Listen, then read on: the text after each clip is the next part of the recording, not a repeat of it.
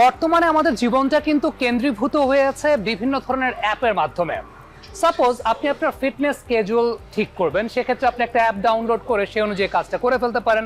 আপনি কোনো কিছু অর্ডার করবেন, সেক্ষেত্রেও কোনো একটা অ্যাপ ডাউনলোড করে আপনি সেখান থেকে করে ফেলতে পারেন। রাইড শেয়ারিং করবেন, সেটার জন্য অ্যাপ রয়েছে। প্রত্যেকটা বিষয়ের জন্য কিন্তু আমাদের জীবনে বিভিন্ন ধরনের অ্যাপ রয়েছে। অনেকে আছেন, আমি দেখেছি, যারা হয়তো বা ইংলিশ ল্যাঙ্গুয়েজের কোর্স করতে চান, সেটাও বিভিন্ন অ্যাপ থেকে ডাউনলোড করে তারপর সেই ট্রেনিংগুলো পেয়ে যাচ্ছেন। এই অ্যাপগুলো আমাদের জীবনকে অনেক সহজ করছে, গতিশীল করছে, সামগ্রিকভাবে আমাদেরকে সামনে এগিয়ে যেতে সহযোগিতা করছে।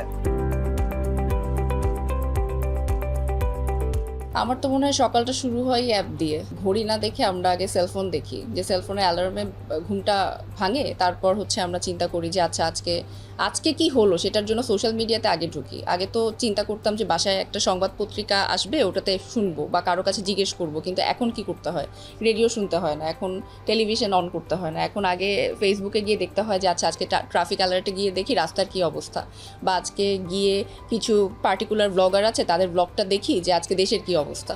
তো তাহলে অ্যাপ নির্ভর জীবন তো হয়ে গেছে, এবং এটা সামনে তো ডেফিনেটলি আরও বাড়বে। কারণ হচ্ছে আগে তো পার্টিকুলারলি আমরা হয়তো একটা দুইটা স্ট্রিমের জন্য ইউজ করতাম, যে আচ্ছা ঠিক আছে সংবাদ দরকার, সেটার জন্য দরকার। কিন্তু এখন তো আমি যদি গ্রসারির কথা বলি, আমি যদি বলি যে আমি কোথাও যেতে চাই, ট্রান্সপোর্টেশন সিস্টেম, প্রত্যেকটা জায়গায় তো অ্যাপ ব্যবহার করা হচ্ছে।